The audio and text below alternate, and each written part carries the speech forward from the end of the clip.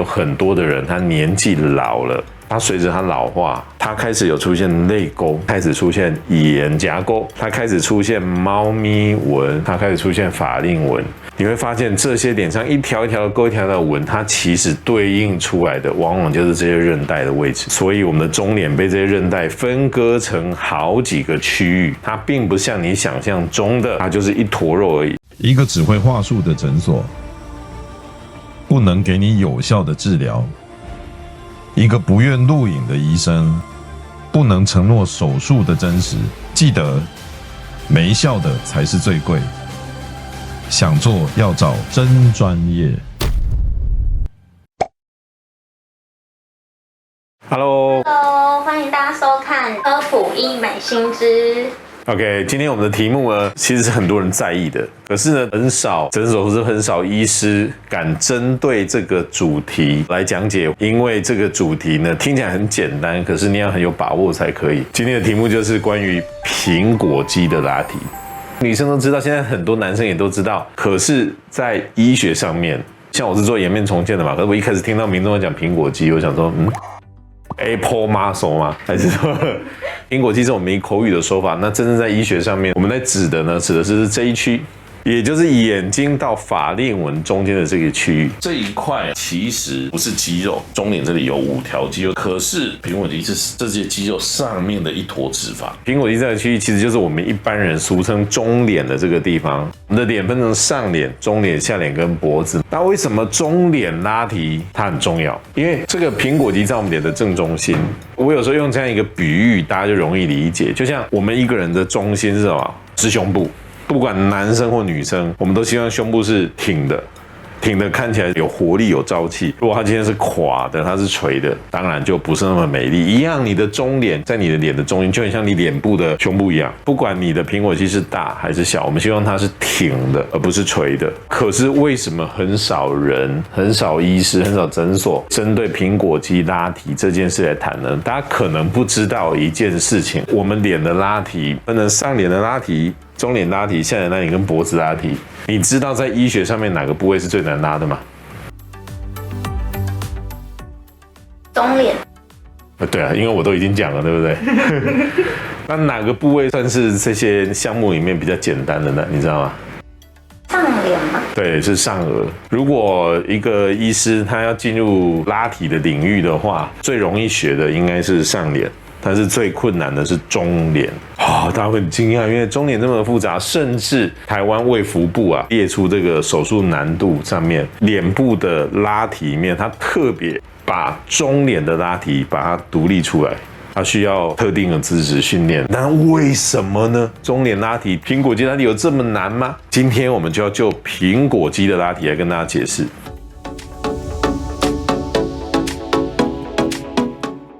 那就像我们平常在讲的，所有的医美整形项目，我们可以把它分成仪器、注射微整、微创跟手术这4个部分来讲解。但是首先我们要讲一个仪器，仪器在做中脸拉提，不管是电波、音波，它在中脸拉提的角色其实是很弱的。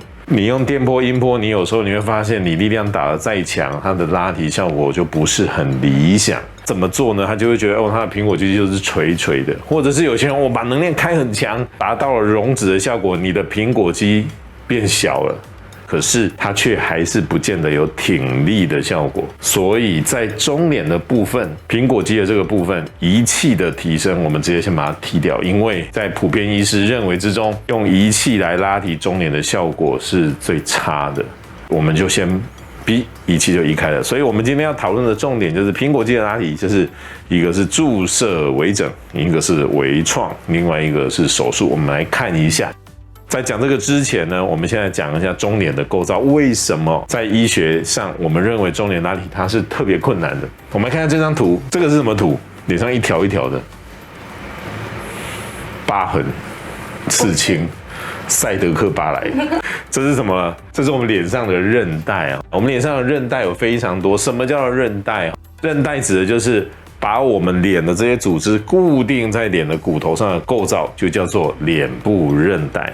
讲得更容易懂，就像我们今天一个房子，你要撑它，把它撑起来，你要靠的是什么？梁，还有柱子，你才有办法 hold 住这个房子。你的脸今天要 hold 住，就要靠你脸的韧带。随着这10年，人们在这个脸部解剖学的研究，我们又发现了好几条脸部韧带，以前都没有发现，你们觉得好奇怪？对啊，为什么？因为现在当然医学的进步，再来显微医学的一些进步，还有很多核磁共振一些活体的研究。因为有些东西、有些构造是在活人身上比较明显的，那我们平常在做解剖的时候，你不太会抓活人来解剖嘛，对不对？有点可怕的。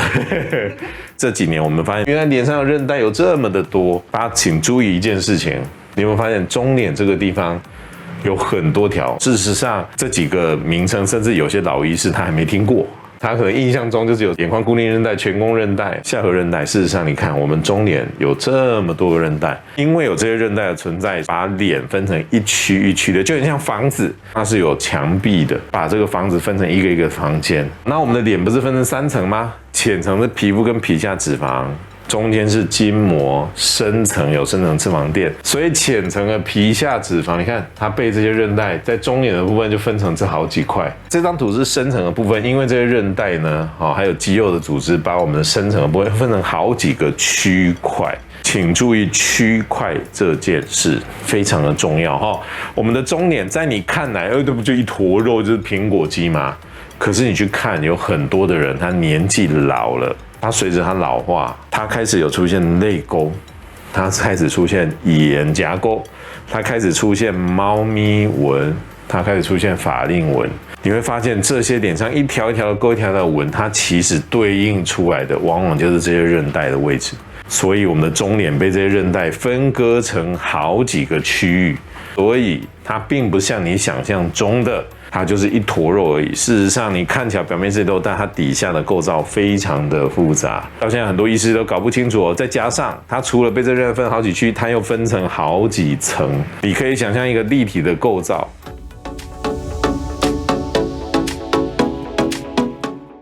因为它很复杂，所以它在做提升的时候，也往往不像你想的那样。所以我首先要讲的就是苹果肌的提升，用微整注射的方式。不管你今天注射的是脂肪，或者是玻尿酸，或者是其他的填充物，我们很常听到一件事，告诉你说，我们可以借由打中脸的某些区域来改善我们苹果肌的下垂，我们可以借由打苹果肌的位置来改善法令纹。真的是这样吗？真的是这样吗？不要被话术了哦。我们按照解剖来看，我们最常在做苹果肌拉提的时候，最常打的区域是这一区，颧骨上面这一区。很多人说我打这个地方，你的苹果肌就会上提。那有些人就是我打在苹果肌的这个地方，你的法令纹就会减轻。可是事实上，很多时候你刚打完的时候，你看镜子，真的也有挺上去了。可是我们不管在做什么疗程，很重要一件事，请大家记得，我们要看的不是当下。就像我常常在讲说，你用线拉完，哇，当下很有效。你今天做完电波、音波，给你看半边脸，当下很有效。各位，你回家拿吹风机吹自己的脸，吹15分钟，当下你吹的那一边也会很紧啊。但是当你换完衣服一出门，它就掉下来，没有意义嘛。所以我们要看的是它后面真正的效果。国外的教学的网站，他们在讲说，用填充的方式来做提升。那最常填充的位置，一个就是这里颧骨这，另外就是打在苹果肌。刚打完其实很好看哦，可是你真正去看它，我们直接看它几个月以后，你会发现一件事，它提升的效果非常有限，但是它的颧骨却变大了，然后它的法令纹没有因此得到任何的改善。那为什么会这样子呢？因为我刚刚说了，我们脸上这有韧带，有眼眶固定带，有颧弓韧带。有咬肌前韧带，还有这里还有一个这几年发现的我们的面横韧带，这里还有一个面中框格。这些韧带、这些框格把你的脸分成一区一区的。那我刚刚说了，我们最常打的是颧骨这个位置，苹果肌这个位置，打在这些位置上面，它表现出来就是这个东西，它就在这个区域里面，它并不是真正的拉提，它真正的效果就是什么？它就是鼓起来 ，tenting， 就像搭帐篷一样 tenting。因为它鼓起来，所以在一开始的时候，你会有一个错觉，觉得它是不是提上去的？但是我们从结果上看得出来，它事实上它不是真的的拉提，它并不会真的平移上去。有实际上的研究，2019年、2020年跟2021年分别都有研究论文，他们就去做实验，不然它是在核磁共振上，或是它在活体上面，他用大体老师他分别注射完以后，他用3D 扫描，或者呢有的是用核磁共振去看是不是真的有往上拉提，结论都是没有的。他们的结论是什么？像这样用注射来达到拉提的效果，严格来讲，改善的是视觉的效果，而不是真的往上提。什么叫视觉的效果？你把凹陷的地方填起来，改善的是凹陷，所以你看起来会比较年轻。那它改善的不是下垂。再来第二个，你把它填起来，它鼓起来，你会以为它是上提，事实上它只是膨出来。第三个就是通常在最鼓的那个点会最亮，就像我们在化妆上用这个原理嘛。对。有的打阴影啊，看起来就要凹下去的感觉。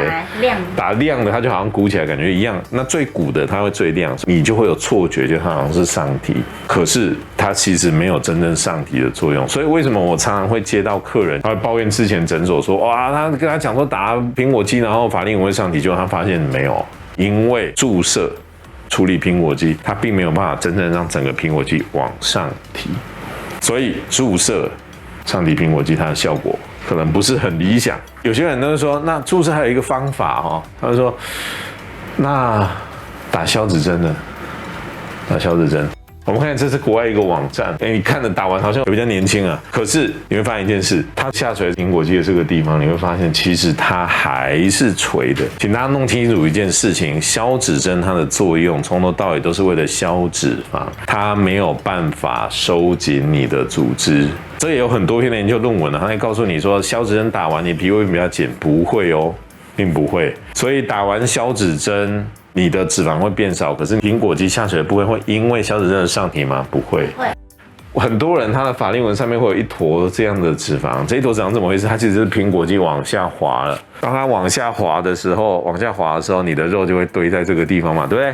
这个时候你就会看到法令纹上面一坨肉，那很多人就会有一个错觉，那我是不是打消脂针它就会挺上去？其实没有，事实上有更多的人他在这个地方打完消脂针之后，他脂肪溶了没有错，可是他这个地方就很像一个气球，它泄了气之后它变得更松，消风啊，对，消风了，它变得更松，所以这个地方还是有一坨肉在那，它苹果肌还是垂的。所以你用注射微整处理苹果肌，不管你是用填充的方式，你用加法，或者是你是用减法消脂针的方式，对苹果肌的拉提有没有效？坦白说，效果不是很 OK。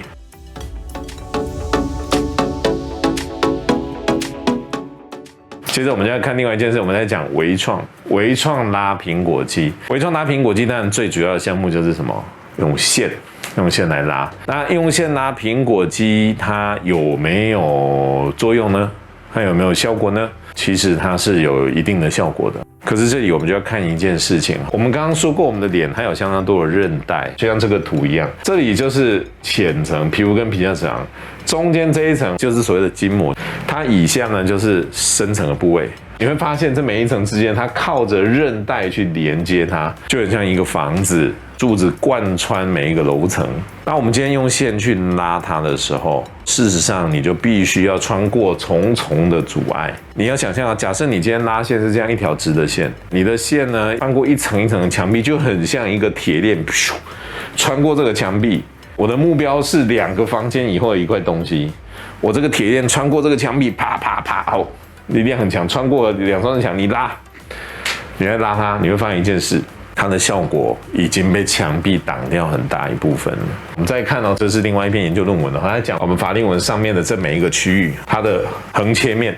你看这中间这个紫色就是中年的这个眶隔韧带，你看起来表面是一片的，可是底下是这样一层一层的一个构造，然后被我们这些韧带、这些眶隔都把它隔开来，就像我刚刚说的是墙壁。所以如果你今天拉线是这样直进直出的方式，你的铁链穿过这些墙壁，它的效果一开始好像拉得动还不错，但很快的它的力量就会衰减。所以你会发现很少人会去强调说，哇，我拉线拉苹果肌效果多好。还是回到那句老话，当下做完都很好啊，不要说几个月以后，很多人1个月以后就没效了。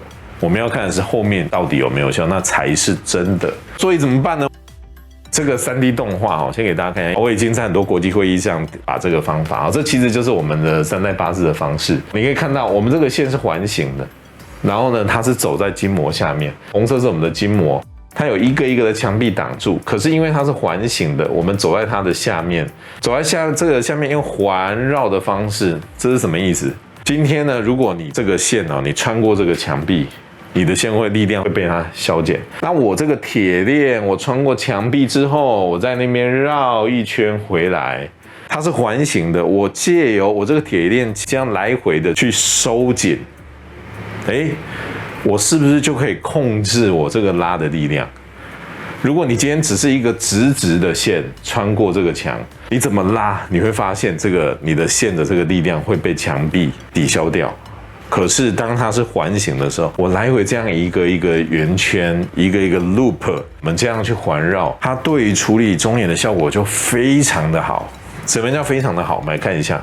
很多人他这个苹果肌，很多医师也很困扰，他最难处理就是苹果肌下垂的这一块。我们用环形的方式处理，我们可以把这一块下垂的部分有一个很明显的效果。我们再看这里，你看为什么我们老化的时候这里会多一块肉，而这里会凹陷下来？因为下垂了。那我们用环形的方式处理，把这一块下垂的苹果肌把它往上拉，你会发现一件事：第一个，你的苹果肌变挺了；第二个，你法令纹变浅了；第三个，你中脸苹果肌凹陷的部分同时也改善了。我们再看，这是另外一个案例，特别是有一些部位，有一些人他会说这个拉线拉不到哪里，鼻翼旁边的这一块。传统你用直进直出的方式拉不到，因为这个地方的韧带特别强韧。这里有一个韧带叫 maxillary ligament， 就是上颌韧带，这是2012年 Mendelson 这位学者他发现的一个韧带，在鼻翼旁边这个韧带。一般直进直出的线遇到了这么强韧带，它就无法解决。可是用八字这种环形的方式，它就可以得到很明显的改善。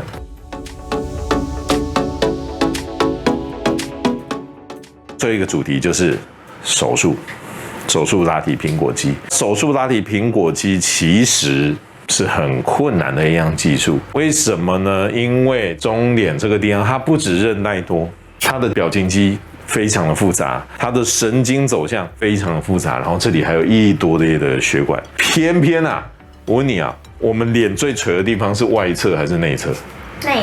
内侧嘛，对不对？偏偏它是最垂的地方，所以有很多人他做完手术之后，他觉得外侧紧得要命，内侧还是一样垂，非常常见。所以中脸拉提，我刚刚前面就提了，它其实是拉提外科的一项修炼。做中脸拉提在以前很常使用一个方式，就是从眼睛这个地方开。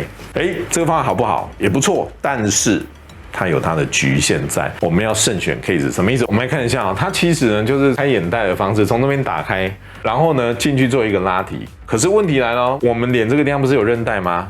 因为眼睛这个地方伤口比较小，就跟眼睛一样宽，所以一般而言，我们如果从这个地方开，这个眼眶空间打得开的。可是问题是下面这些韧带它打不开。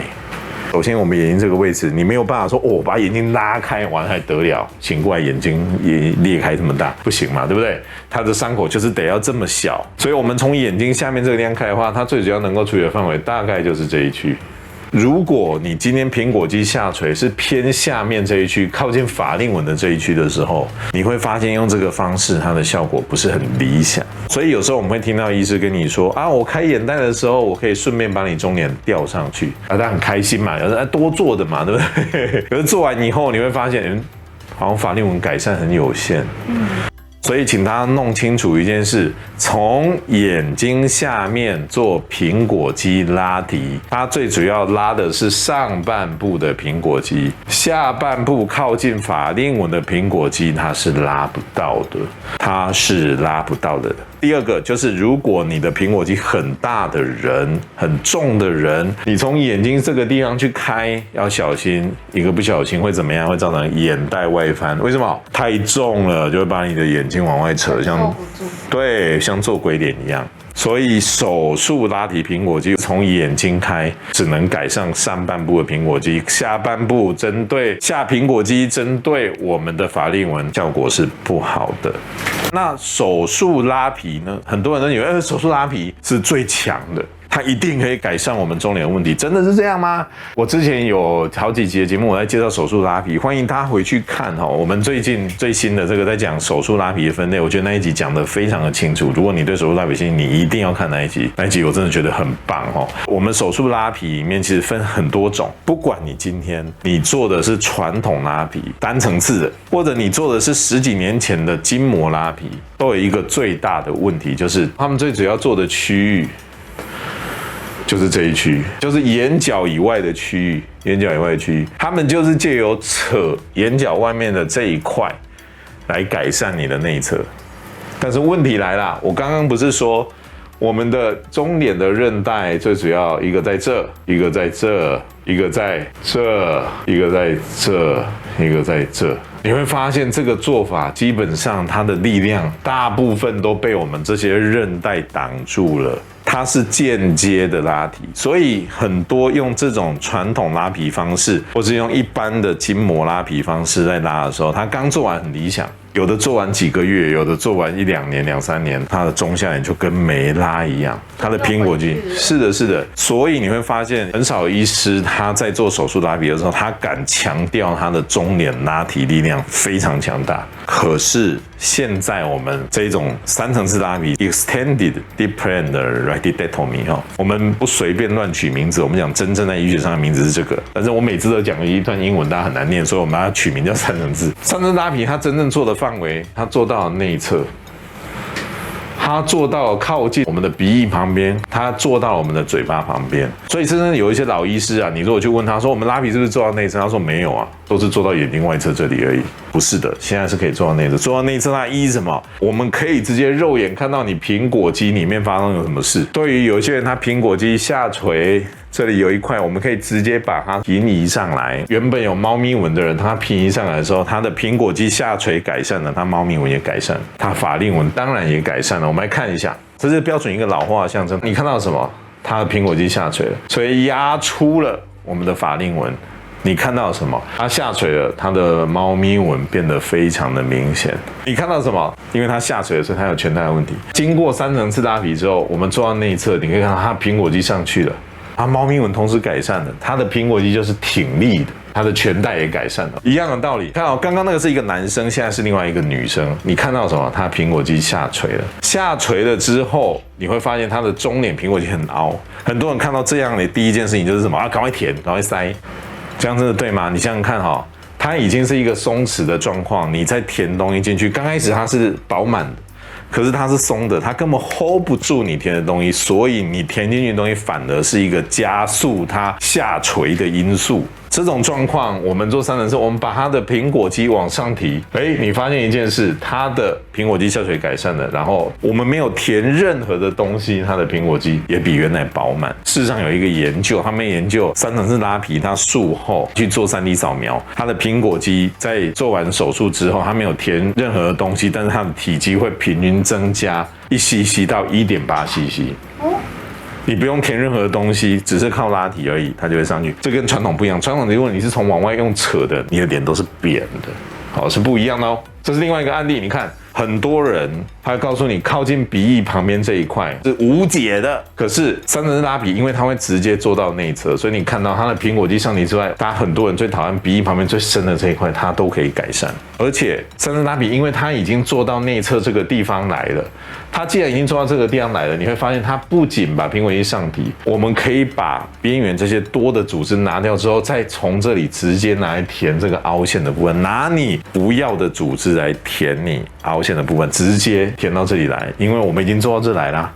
我们再看，那这是一个非常明显的案例，这个在以前啊，在古代就是安慰他算了，年纪大了就这样吧。因为中脸太难做，可是现在我们可以明显的把这一块下垂的苹果肌把它变成挺立，这绝对是同一个人，你看他的鼻子就知道。然后你可以看到苹果肌下垂改善了，这个苹果肌就是年轻人的苹果肌，它是挺的。我们把这个下垂的这块苹果肌重新复位，它变挺了，所以它的苹果肌没有这样垂之外，它这个凹陷也改善，然后它的全带也改善。而且因为我们都已经做到这了，你看这个细纹在以前是很难解的，我们现在可以把多余的你不要的筋膜直接拿来填在，直接拿来塞在凹陷的细纹上面。你可以看到马上年轻非常的多。一样的案例我们有非常的多，欢迎大家可以来询问我们。